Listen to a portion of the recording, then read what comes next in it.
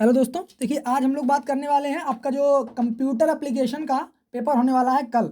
उसका हम previous year का पेपर 2021 का पेपर सॉल्व करेंगे। ठीक है, तो जिसमें देखिए आपका पहला क्वेश्चन है कि इनमें से कौन सी आउटपुट डिवाइस है। तो इनमें से जो आपकी आउटपुट डिवाइस है वह है आपकी आउटपुट जो आपकी डिवाइस है वह है आपकी प्लॉटर। कौन सी है? प्लॉटर है। और इसके अलावा जो आपका अगला क्वेश्चन है, निम्न में से सिस्टम सॉफ्टवेयर का उदाहरण है। तो निम्न में से सिस्टम सॉफ्टवेयर का उदाहरण ऑपरेटिंग सिस्टम होता है। कंप्यूटर सिस्टम शामिल करता है, क्या शामिल करता है? हार्डवेयर और सॉफ्टवेयर दोनों को शामिल करता है, इसलिए इसका option C is the right answer, दोनों ए और बी। इसके बाद अगला क्वेश्चन है कि कंप्यूटर का सबसे महत्वपूर्ण सिस्टम सॉफ्टवेयर है। तो कंप्यूटर का सबसे महत्वपूर्ण सिस्टम सॉफ्टवेयर है ऑपरेटिंग सिस्टम। क्या है? ऑपरेटिंग सिस्टम है। उसके बाद देखिए अगला क्वेश्चन है कि BCD पूर्ण अर्थ है, BCD का पूर्ण अर्थ है उसका है बाइनरी कोडेड डेसिमल। क्या होता है? बाइनरी कोडेड डेसिमल होता है। उसके बाद देखिए अगला क्वेश्चन है मैग्नेटिक डिस्क बहुत प्रसिद्ध माध्यम है जो कि है क्या है?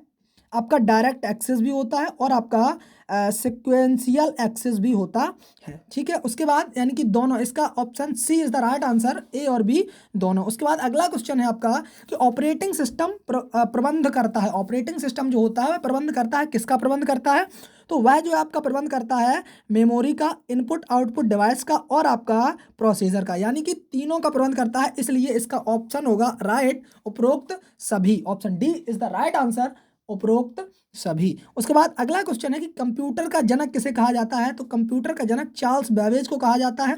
रोम का मतलब होता है रैंडम, रोम का मतलब होता है रीड ओनली मेमोरी। क्या होता है? रीड ओनली मेमोरी होता है। रैम यानी कि RAM, इसका मतलब होता है रैंडम एक्सेस मेमोरी। ठीक है, याद रखना, इंपॉर्टेंट पॉइंट है। आगे बात करते हैं 8 बिट के समूह को कहते हैं। तो 8 बिट का जो एक समूह होता है उसे हम बाइट कह देते हैं। क्या कह देते हैं? उसे हम बाइट कह देते हैं। अगला क्वेश्चन है आपका इंफॉर्मेशन इज, यानी कि सूचना है। सूचना क्या है? असंसाधित डेटा है या फिर बेकार डेटा है या फिर संसाधित डेटा है या इनमें से कोई नहीं। तो आपका जो आपका राइट ऑप्शन होगा वह होगा ऑप्शन सी, संसाधित डेटा। उसके बाद अगला क्वेश्चन है कि बाइनरी नंबर सिस्टम का आधार क्या है। तो बाइनरी नंबर सिस्टम का आधार 2 होता है।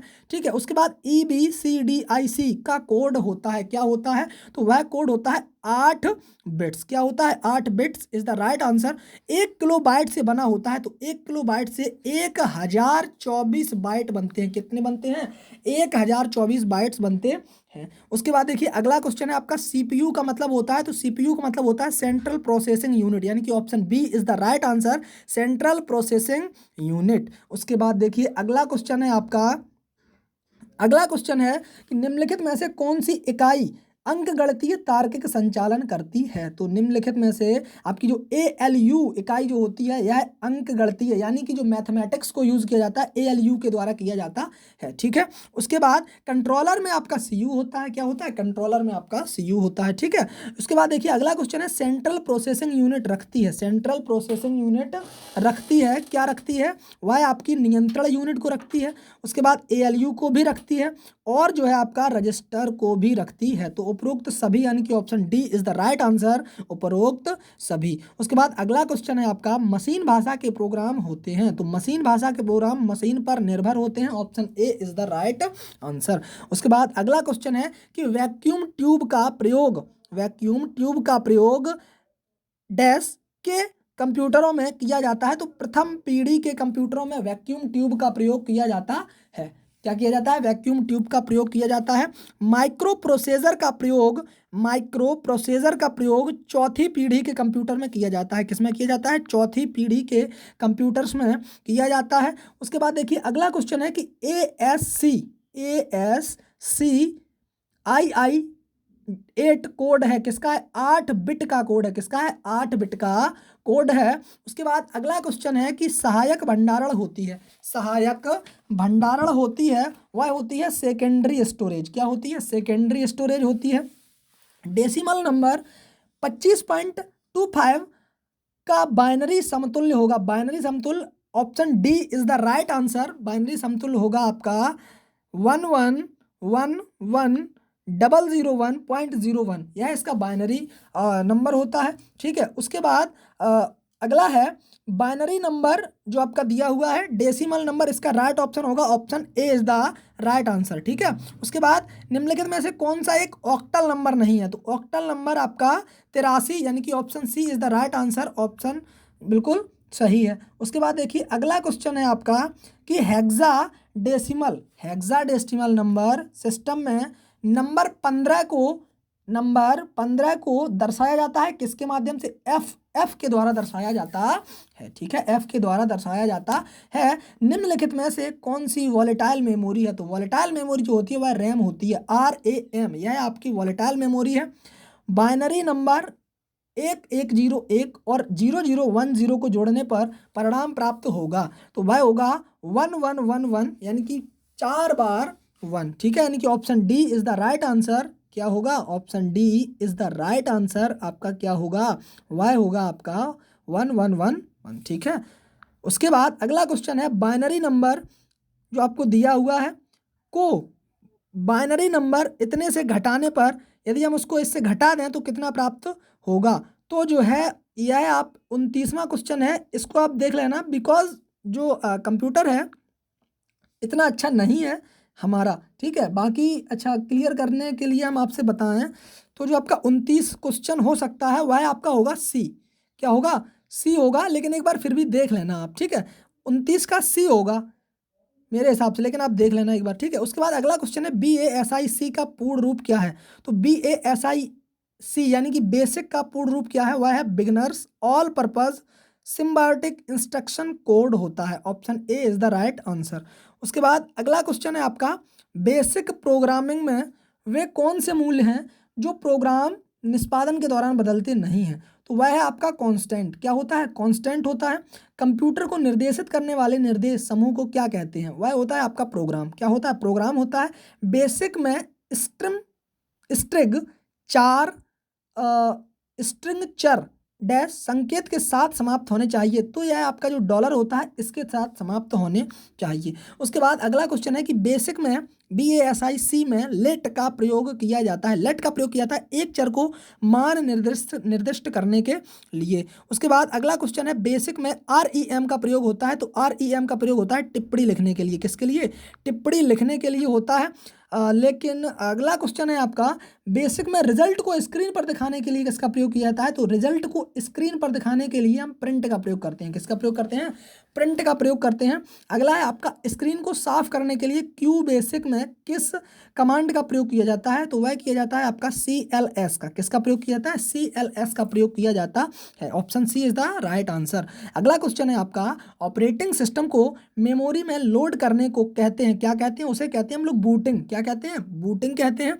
अगला क्वेश्चन है MS-DOS कमांड को विभाजित किया जाता है, MS-DOS कमांड को विभाजित किया जाता है आंतरिक कमांड और बाहरी कमांड दोनों से, ठीक है। उसके बाद अगला क्वेश्चन है कि निम्नलिखित में से कौन सी एक आंतरिक कमांड है, निम्नलिखित में से कौन सी एक आंतरिक कमांड है, तो वह जो आपकी आंतरिक कमांड है वह है आपकी MD, क्या होती है, वह आपकी MD होती है। अगला क्वेश्चन है आपका कि निम्नलिखित में से कौन सी एक बाहरी कमांड है, वह है आपकी फॉर्मेट यानी कि option A is the right answer, format. उसके बाद अगला क्वेश्चन है आपका कि RD कमांड का प्रयोग किया जाता है, तो RD कमांड का प्रयोग किया जाता है डायरेक्टरी हटाने के लिए, किसके लिए, डायरेक्टरी हटाने के लिए किया जाता है। कमांड का प्रयोग कमांड का प्रयोग डायरेक्टरी में फाइलों की सूची देखने के लिए किया जाता है, तो फाइलों की सूची देखने के लिए DIR का प्रयोग किया जाता है, किसका प्रयोग किया जाता है, DIR का प्रयोग किया जाता है। कमांड का प्रयोग नई डायरेक्टरी बनाने के लिए किया जाता है, तो कौन सी कमांड का प्रयोग नई डायरेक्टरी बनाने के लिए किया जाता है, MD कमांड का प्रयोग नई डायरेक्टरी बनाने के लिए किया जाता है। उसके बाद अगला क्वेश्चन है कि MS-DOS dash dash dash interface पर आधारित है, GUI पर आधारित है, किस पर आधारित है, GUI पर आधारित है। अगला क्वेश्चन है कि किसी समस्या का चरणबद्ध समाधान कहलाता है, वह होता है आपका एल्गोरिदम, क्या होता है, वह होता है एल्गोरिदम। अगला क्वेश्चन है GUI का मतलब होता है, GUI का मतलब होता है आपका ग्राफिकल यूज़र इंटरफेस, क्या होता है, ग्राफिकल यूज़र इंटरफेस होता है। उसके बाद BIOS का फुल फॉर्म होता है बेसिक इनपुट आउटपुट सिस्टम, क्या होता है, बेसिक इनपुट आउटपुट सिस्टम होता है। अगला क्वेश्चन है, निम्न में से कौन एक हार्डवेयर का उदाहरण नहीं है?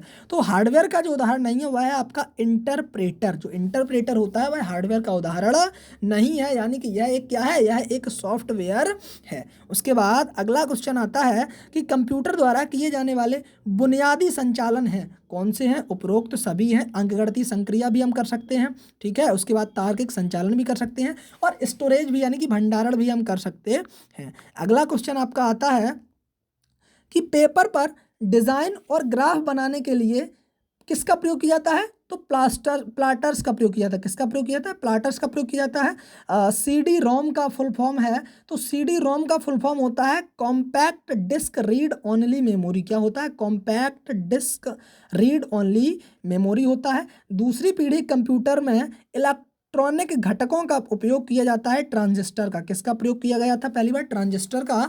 कंप्यूटर सिस्टम का दिमाग कहा जाता है सीपीयू को। कंप्यूटर सिस्टम का दिमाग सीपीयू को कहा जाता है। कंप्यूटर की कौन सी इकाई प्रोग्राम निर्देशों की व्याख्या करती है और नियंत्रण संचालन शुरू करती है? तो वह होती है आपकी कंट्रोल यूनिट। कौन सी होती है? कंट्रोल यूनिट, यानी कि option C is the right answer, control unit. उसके बाद अगला क्वेश्चन है आपका, एमएस डॉस एक है, क्या है? सिंगल यूजर ऑपरेटिंग सिस्टम होता है। अगला क्वेश्चन है आपका, निम्नलिखित में कौन सा एप्लीकेशन सॉफ्टवेयर नहीं है? तो एप्लीकेशन सॉफ्टवेयर विंडोज 7 जो है वह आपका एप्लीकेशन सॉफ्टवेयर नहीं है। अगला क्वेश्चन है आपका, एक डेटाबेस संगठित संग्रह है, किसका है? डेटा का संगठित संग्रह है। अगला क्वेश्चन है कि रैम का फुल फॉर्म होता है, तो रैम का फुल फॉर्म होता है रैंडम एक्सेस मेमोरी। क्या होता है?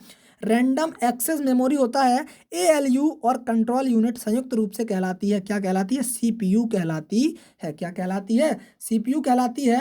यह आपके 60 के 60 क्वेश्चन कंप्लीट होते हैं, ठीक है। तो ये था आपका पूरा कंप्यूटर एप्लीकेशन का पूरा पेपर सॉल्यूशन, ठीक है। आई होप कि आपको क्वेश्चन समझ में आए होंगे, और इससे आपके ज़्यादा से ज़्यादा क्वेश्चन आपके कल वाले पेपर में लगभग 4 से 5 या 10 क्वेश्चन भी आपके फंस गए, 5 क्वेश्चन भी आपके फंस गए, तो जो है आपका पेपर सॉल्यूशन देखना कंप्लीट हो जाएगा, ठीक है, सफल हो जाएगा। तो आपसे बात करेंगे आगे अगले वीडियो में। तब तक के लिए जय हिंद, जय भारत, धन्यवाद।